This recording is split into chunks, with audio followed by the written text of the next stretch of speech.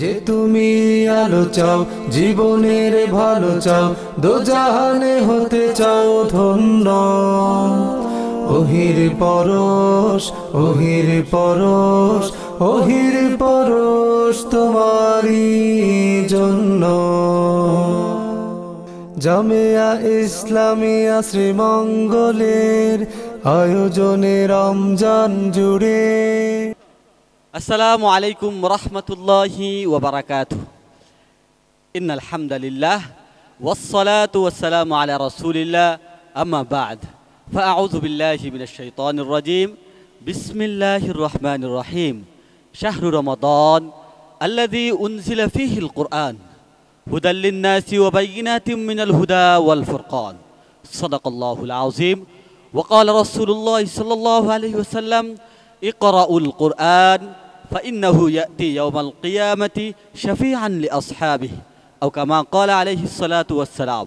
সুপ্রিয় দর্শক, কাছে দূরে, দেশে বা প্রবাসে, টিভিতে বা অনলাইনে, যে যেখানে যে অবস্থায় আমাদের অনুষ্ঠানকে দেখছেন, সবাইকে সুস্বাগত জানিয়ে আজকের অনুষ্ঠানটি শুরু করছি আমি আতিকুল ইসলাম মুমিন। আপনারা দেখছেন মৌলভীবাজারের জনপ্রিয় টিভি চ্যানেল MCS এর পর্দায় আপনাদের প্রিয় অনুষ্ঠান জামিয়া ইসলামিয়া শ্রীমঙ্গল মাদ্রাসার বিশেষ আয়োজন ওহির পরশ 2025। নান্দনিক এই অনুষ্ঠানটি স্পন্সর করেছে ইকরা বাংলাদেশ শ্রীমঙ্গল। সুপ্রিয় দর্শক মণ্ডলী, প্রতিবারের মতো এবারও আমরা খুঁজছি 2025-এর সেরা প্রতিযোগীদের, যাদের জন্য রয়েছে লক্ষ টাকার মতো পুরস্কার। এছাড়াও বিভিন্ন ক্যাটাগরিতে রয়েছে বিশেষ আকর্ষণীয় পুরস্কার। সুপ্রিয় দর্শক, আজ 26শে রমজান, ওহির পরশের টপ 6-এর দ্বিতীয় পর্ব। এই পর্বে আমাদের সাথে রয়েছে দুজন প্রতিযোগী বন্ধু। তারা হচ্ছেন মারকাজু তালিমুল কুরআন মৌলভীবাজার মাদ্রাসার ছাত্র হাফেজ তাহমিদ চৌধুরী, জাবালে নূর মাদ্রাসার ছাত্র হাফেজ নকিউদ্দিন বাজিদ। এই দুজন প্রতিযোগীর কাছ থেকে আমরা প্রতিযোগিতামূলক কুরআনুল কারীমের তেলাওয়াত শুনব। তার আগে পরিচিত হয়ে নিচ্ছি আজকের সম্মানিত অতিথি ও বিচারকদের সাথে। সম্মানিত বিচারক হিসাবে দায়িত্ব পালন করবেন হযরত মাওলানা হাফেজ রুম্মান আহমদ হাফিজাহুল্লাহ, প্রধান শিক্ষক হিফজ বিভাগ, মাদ্রাসা খায়রুল উলুম শাহপরান, সিলেট। আসসালামু আলাইকুম ওয়া রাহমাতুল্লাহি ওয়া বারাকাতুহু।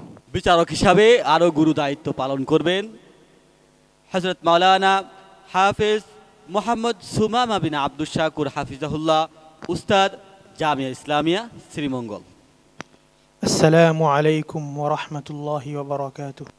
আজ ওহির পরশ অতিথি মঞ্চে অতিথির আসন অলঙ্কিত করেছেন হযরত মাওলানা হাফেজ ওয়াকিল উদ্দিন মঞ্জুর চৌধুরী, সাহিত্য সম্পাদক, মুহূর্ত 24.com।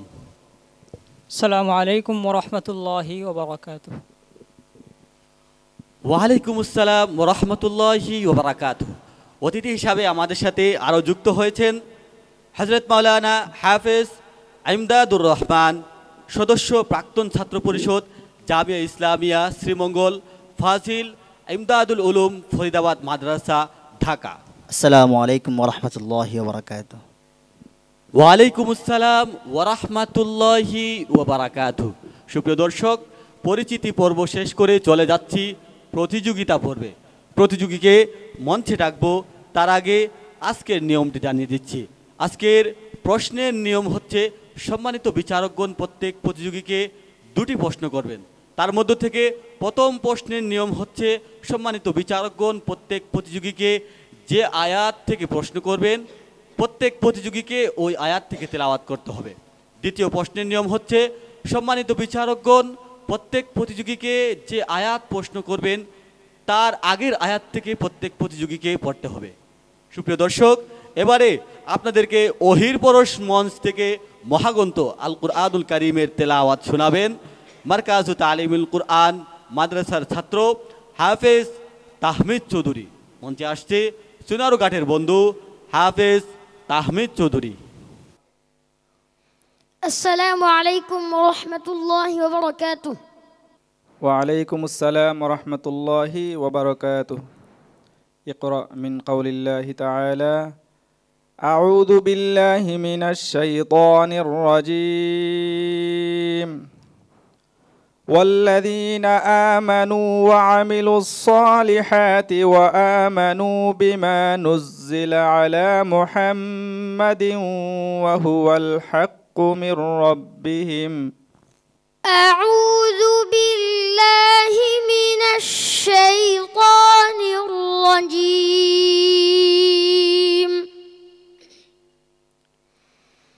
بسم الله الرحمن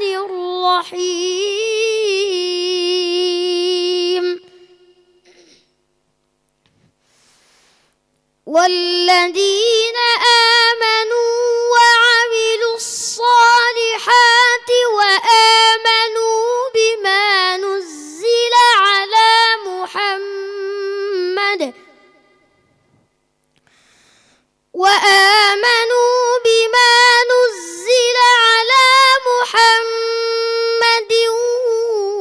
وهو الحق من ربهم كفر عنهم سيئاتهم وأصلح بالهم ذلك بأن الذين كفروا اتبعوا الباطل وأن الذين آمنوا اتبعوا الحق من ربهم كذلك يضرب الله للناس أمثالهم فإذا لقيتم الذين كفروا فضرب الرقاب حتى إذا أثخنتموهم فشدوا الوثاق فإما منا بعد وإما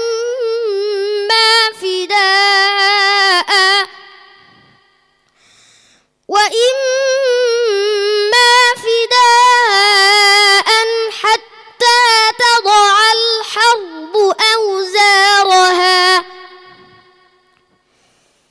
ذلك ولو يشاء الله لانتصر منهم ولكن ليبلو بعضكم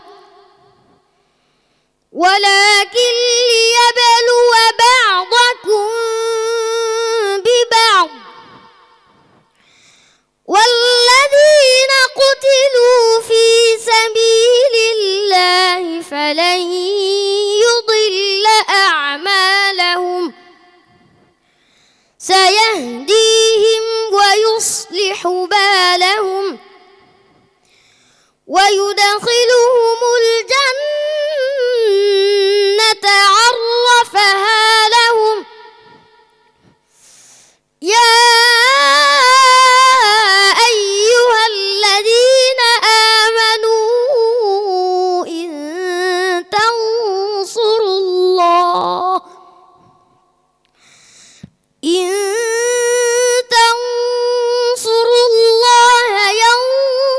ينصركم ويثبت أقدامكم والذين كفروا فتعسا لهم وأضل أعمالهم ذلك بأنهم كرهوا ما أنزل الله فأحبط أعمالهم أفلم يسيروا في الأرض فينظروا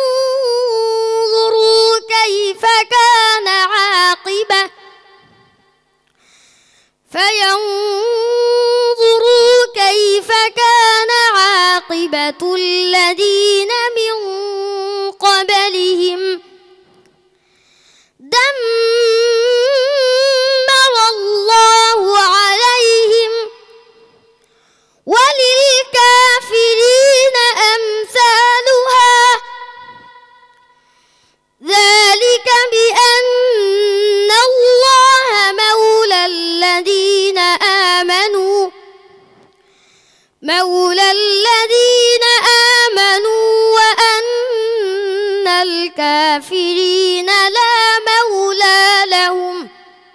حسبك.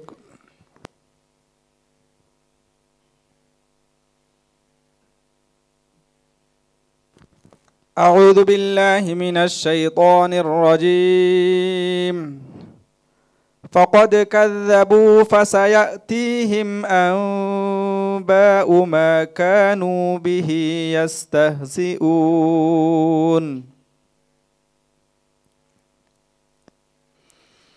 أعوذ بالله من الشيطان الرجيم.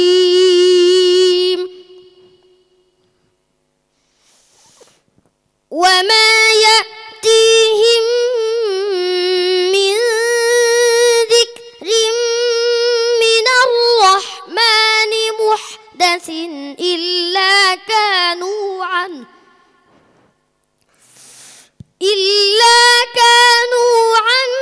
معرضين. فقد كذبوا فسيأتيهم أنباء ما كانوا به يستهزئون. أولم يروا إلى الأرض كم أنبتنا فيها من كل زوج كريم. إن في ذلك لآية وما كان أكثرهم مؤمنين وإن ربك لهو العزيز الرحيم. وإذ نادى ربك موسى أن ائت القوم الظالمين قوم فرعون ألا يتقون. قال رب إني أخاف أن يكذبون ويضيق صدري ولا ينطلق لساني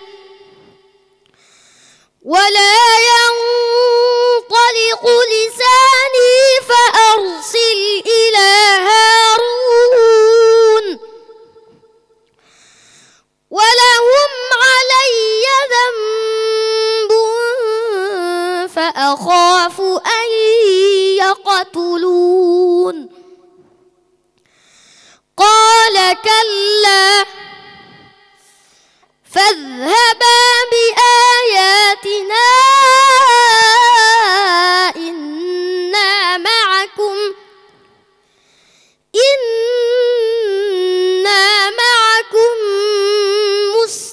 مستمعون. فأتيا فرعون فقولا إنا رسول رب العالمين أن أرسل معنا بني إسرائيل.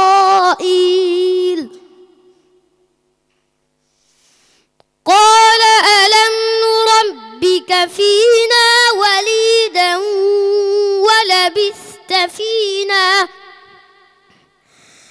ولبثت فينا من عمرك سنين وفعلت فعلتك التي فعلت وأنت من الكافرين. قال فعلتها إذا وأنا من الضالين. ففررت منكم لما خفتكم فوهب ربي حكما فوهب لي ربي حكما وجعلني من المرسلين وتلك نعمة تمنها علي أن عبدت بني إسرائيل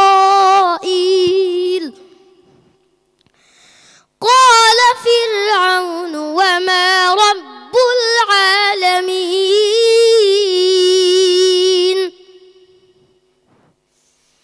قال رب السماوات والأرض وما بينهما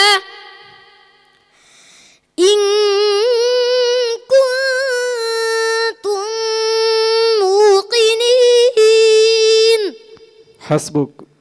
صدق الله العظيم আলহামদুলিল্লাহ। হাফেজ তাহমিদ চৌধুরী বরাবরের মতো আজও আমাদেরকে শ্রুতি নন্দিত তেলাওয়াত উপহার দিয়েছে। তার তেলাওয়াত তো আমাদের কাছে সুমিষ্ট লাগলো, বিচারকরা কেমন তার তেলাওয়াত তো আমাদের কাছে সুমিষ্ট লাগলো, বিচারকরা কোন দৃষ্টিতে দেখছেন আমরা মন্তব্য করার জন্য অনুরোধ করছি আজকের সম্মানিত বিচারক হযরত মাওলানা হাফেজ রুম্মান আহমদ হাফিজুল্লাহকে। মাশাআল্লাহ। তাহমিদ আহমদ চৌধুরী প্রতিটি পর্বে আমাদেরকে মনোমুগ্ধকর সুরে তিলাওয়াত করে আমাদেরকে মুগ্ধ করেছে। তার এই অবদানকে, তার এই অর্জনকে আমরা স্বাগত জানাই, যে সে এত শৈশবে আল্লাহর কালামকে এত ভালো করে হিফজ করেছে। আমরা আশা রাখি তুমি ভবিষ্যতে আন্তর্জাতিক পর্যায়ে পারফরমেন্স করতে পারো। মহান আল্লাহ সুবহানাহু ওয়া তাআলা তোমাকে অনেক বড় আলিম হিসেবে কবুল করুন, আমিন অনেক দূরে এগিয়ে নেন। আল্লাহ সুবহানাহু ওয়া তাআলা তোমাকে দাঈল আল্লাহ হিসেবে কবুল করুন, আমিন। আল্লাহুম্মা আমিন। জাযাকাল্লাহ মুহতারাম হযরত মাওলানা হাফিজ মোহাম্মদ সুমামা বিন আব্দুল শাকুর। মাশাআল্লাহ। তাহমিদ চৌধুরী, তোমার তেলাওয়াত যখন শুনি মনে হয় না থামিয়ে দিই তোমাকে, কিন্তু সময়ের একটা নিয়মের কারণে আমরা তোমাকে থামিয়ে দিতে হয়। আল্লাহ তাআলা তোমার তেলাওয়াতে আরও তরক্কি দান করুক, আমরা সকলে এই আশা করি। তুমি ভবিষ্যতে যেন পুরো বিশ্বের কাছে আমাদের জেলার নাম উজ্জ্বল করতে পারো, এই আশা আমরা তোমার নিকট করি। জাযাকাল্লাহ মুহতারাম।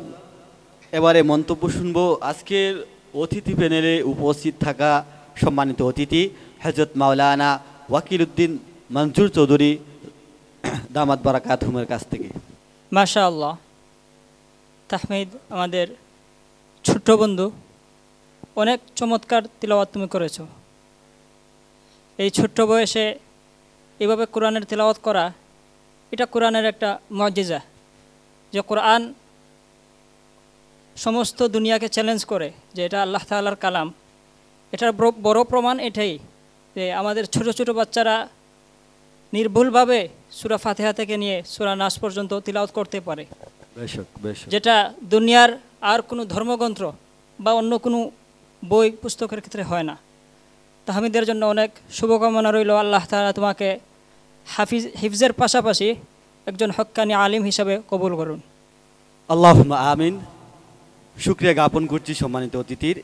এবারে মন্তব্য করবেন আজকের সম্মানিত অতিথি হযরত মাওলানা হাফেজ এমদাদুর রহমান। আসসালামু আলাইকুম ওয়া রাহমাতুল্লাহ। হাফেজ তাহমিদ চৌধুরী যখন তিলাওয়াত শুরু করছিল, মানে আমার দিলটা এক একটা আয়াত পাঠ করছিল আর আমার দিলের মধ্যে নাড়া খাচ্ছিল। সুবহানাল্লাহ।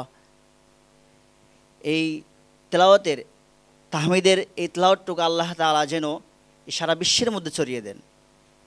আমি দিল থেকে বিশ্বাস করি, যদি কোনো অমুসলিম এই কোরআনের এই তেলাওয়াত যদি দিল থেকে শুনে, অন্তর দিয়ে শুনে, সে ইমান ইসলাম গ্রহণ করতে বাধ্য হবে। আল্লাহ তাআলা হাফেজ তাহমিদ চৌধুরীকে দ্বীনের জন্য কবুল করুক, আমিন। আল্লাহুম্মা আমিন। কৃতজ্ঞতা জ্ঞাপন করছি সম্মানিত অতিথি সুন্দর মন্তব্য পেশ করার জন্য। হাফেজ তাহমিদ চৌধুরী। অত্যন্ত মেধাবী একটি ছেলে, বুদ্ধিমান একটি ছেলে। তার প্রশংসা যদি আজকে সারা রাত করি তাহলেও শেষ হবে না। আমরা আশা করি তাহমিদ চৌধুরীকে আমরা গ্র্যান্ড ফিনালে দেখব ইনশাআল্লাহ। তাহমিদ, তোমার জন্য দোয়া এবং ভালোবাসা রইল। السلام عليكم ورحمة الله وبركاته. ওয়ালাইকুম আসসালাম ওরহমতুল্লাহি ওবারাকাতুহ। সুপ্রিয় দর্শক, আপনারা দেখছেন বেলা 3 ঘটিকা থেকে আপনাদের প্রিয় অনুষ্ঠান ওহির পরশ 2025। এবারে আপনাদেরকে টপ 6-এর দ্বিতীয় বন্ধু পর্বের দ্বিতীয় বন্ধু আপনাদেরকে প্রতিযোগিতামূলক মহাগ্রন্থ আল কুরআনুল কারীমের তেলাওয়াত শোনাবেন। মঞ্চে ডেকে নিচ্ছি জাবালে নূর মাদ্রাসার ছাত্র হাফেজ নাকিউদ্দিন বাইজিদকে। মঞ্চে আসছে হাফেজ নাকিউদ্দিন বাইজিদ। السلام عليكم ورحمة الله وبركاته. وعليكم السلام ورحمة الله وبركاته. أعوذ بالله من الشيطان الرجيم.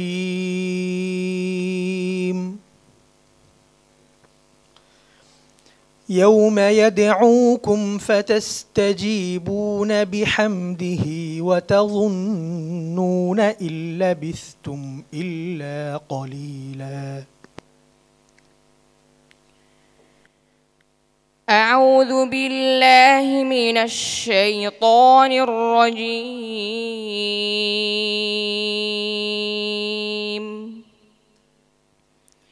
بسم الله الرحمن الرحيم.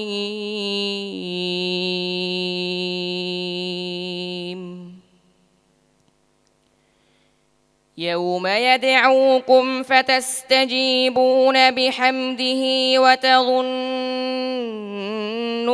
إن لبثتم إلا قليلا. وقل لعبادي يقولوا التي هي أحسن إن الشيطان ينزغ بينهم إن الشيطان كان للإنسان عدوا.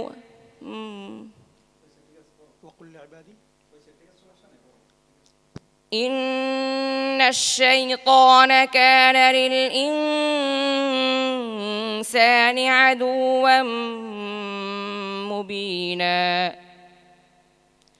ربكم أعلم بكم إن يشأ يرحمكم أو إن يشأ يعذبكم وما أرسلناك عليهم وكيلا. وربك أعلم بمن في السماوات والأرض ولقد فضلنا بعض النبيين على بعض وآتينا داود زبورا. قل ادعوا الذين زعمتم من دونه فلا يملكون كشف الضر عنكم ولا تحويلا. أولئك الذين يدعون ربهم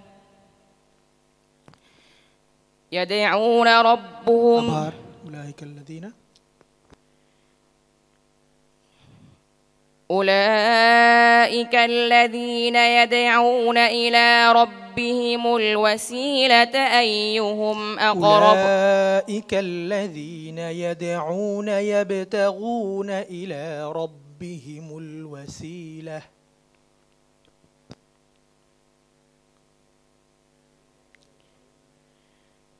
أولئك أولئك الذين يبتغون إلى ربهم الوسيلة أولئك الذين يدعون يبتغون أولئك الذين يدعون يبتغون إلى ربهم الوسيلة أيهم أقرب ويرجون رحمته ويخافون عذابه إن عذاب ربك كان محذورا وإن من قرية إلا نحن مهلكوها قبل يوم القيامة أو معذبوها عذابا شديدا كان ذلك في الكتاب مسطورا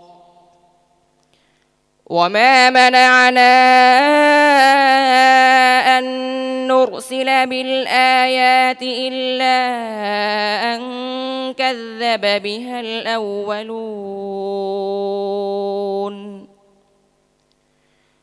وآتينا ثمود الناقة مبصرة فظلموا بها وما نرسل بالآيات إلا تخويفا. حسبك. أعوذ بالله من الشيطان الرجيم.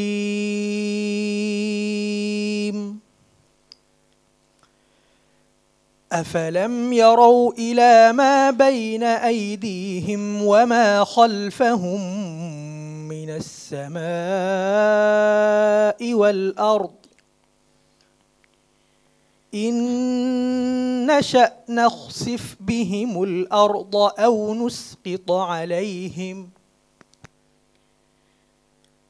أعوذ بالله من الشيطان الرجيم.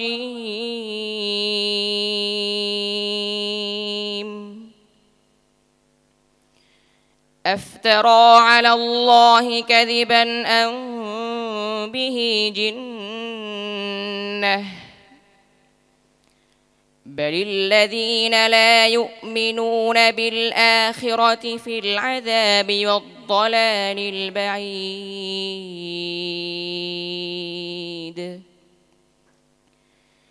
أفلم يروا إلى ما بين أيديهم وما خلفهم من السماء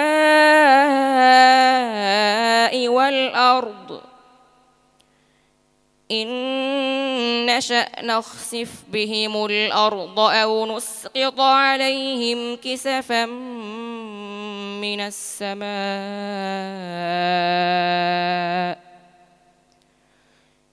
إن في ذلك لآية لكل عبد منيب.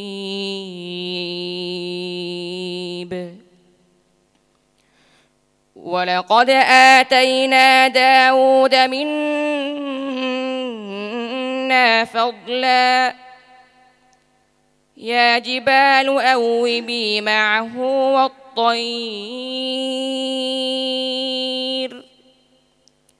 وألنا له الحديد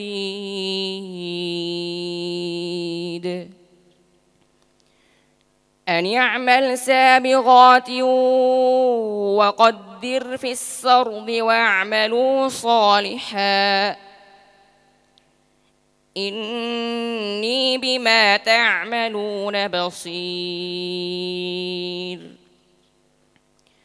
ولسليمان الريح غدوها شهر ورواحها شهر وأسلنا له عين القطر ومن الجن من يعمل بين يديه بإذن ربه ومن يزغ منهم عن أمرنا نذقه من عذاب السعير. صدق الله العظيم. صدق الله العظيم.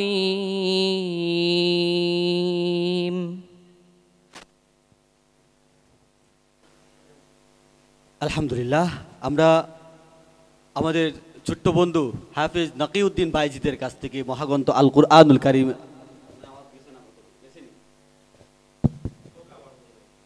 আলহামদুলিল্লাহ আমরা আমাদের ছোট্ট বন্ধু হাফেজ নাকিউদ্দিন বাইজিদের কাছ থেকে মহাগ্রন্থ আল কুরআনুল কারীমের তেলাওয়াত শুনছিলাম। তার তেলাওয়াত নিয়ে এবারে মন্তব্য করবেন হাফেজ সুমামা বিন আব্দুস শাকুর। মাশা আল্লাহ, নকিউদ্দিন বাইজিদ অত্যন্ত সুরেলা কণ্ঠে আমাদেরকে তেলাওয়াত শুনিয়েছে। নকিউদ্দিন বাইজিদের কাছে আমার একটি পরামর্শ থাকবে, তুমি এই যে সন্দেহ নিয়ে পড়ে অনেক সময়, এই সন্দেহটা যেন না থাকে তোমার তেলাওয়াতের মধ্যে। আমি আশা করছি তুমি আরো অনেক দূরে এগিয়ে যাবে ইনশাআল্লাহ। জাযাকাল্লাহ মুহতারাম। হযরত মাওলানা হাফেজ ওয়াকিলউদ্দিন মঞ্জুর, আপনার কাছে কেমন লাগলো? নকিউদ্দিন অনেক সুন্দর তিলাওয়াত করেছে, তবে কোরআনের মধ্যে ভুল লাগাটা এটা স্বাভাবিক, লাগতেই পারে, এটা নিয়ে ঘাবড়ানোর কিছু নেই। তুমি অনেক সাহসের সাথে সামনে এগিয়ে যাবে, তোমার জন্য অনেক শুভকামনা রইল। জাযাকাল্লাহ মুহতারাম। হাফেজ নাকিউদ্দিন বাইজিদ, তুমি সারা মাস জুড়ে আমাদেরকে মহাগ্রন্থ আল কুরআনুল কারীমের তিলাওয়াত শুনিয়েছো। মন ঘাবড়ানোর কিছু নেই, তোমার মনের মধ্যে আমি দুর্বলতা দেখতে পাচ্ছি, তুমি সেটা কাটিয়ে উঠবে ইনশাআল্লাহ। এবং ইনশাআল্লাহ আমি তোমাকে আমাদের গ্র্যান্ড ফিনালে দেখতে চাই, ইনশাআল্লাহ। পারবে না? ইনশাআল্লাহ। তোমার জন্য অনেক অনেক দোয়া রইল। আসসালামু আলাইকুম ওয়া রাহমাতুল্লাহি ওয়া বারাকাতুহু। ওয়ালাইকুম আসসালাম ওয়া রাহমাতুল্লাহি ওয়া বারাকাতুহু। আলহামদুলিল্লাহ, বেলা 3 ঘটিকা থেকে আপনারা শুনছিলেন মহাগ্রন্থ আল কুরআনুল কারীমের তেলাওয়াত। আপনারা দেখছিলেন আপনাদের প্রিয় অনুষ্ঠান হিফজুল কুরআন প্রতিযোগিতার নান্দনিক আয়োজন ওহির পরশ 2025। দেখতে দেখতে আমরা একেবারে অনুষ্ঠানের শেষ প্রান্তে এসে পৌঁছেছি। আমি সম্মানিত অতিথিদের কৃতজ্ঞতা জ্ঞাপন করছি, মুবারকবাদ জানাচ্ছি সম্মানিত বিচারকদের। প্রিয় দর্শক, আপনারা যারা আমাদের সঙ্গে এতক্ষণ ছিলেন, আপনাদেরও কৃতজ্ঞতা ও মুবারকবাদ জানাচ্ছি। আগামীকাল একই সময়ে মৌলভীবাজারের জনপ্রিয় টিভি চ্যানেল MCS এর পর্দায় আপনাদের প্রিয় অনুষ্ঠান ওহির পরশ 2025 দেখার আমন্ত্রণ জানিয়ে বিদায় নিচ্ছি আমি আতিকুল ইসলাম মুমিন। আল্লাহ রাব্বুল আলামিন ততক্ষণ পর্যন্ত আপনাদেরকে ভালো রাখুন, সুস্থ রাখুন। আল্লাহ হাফিজ। যে তুমি আলো চাও, জীবনের ভালো চাও, দোজাহানে হতে চাও ধন্য। ওহির পরশ, ওহির পরশ, ওহির পরশ তোমারি।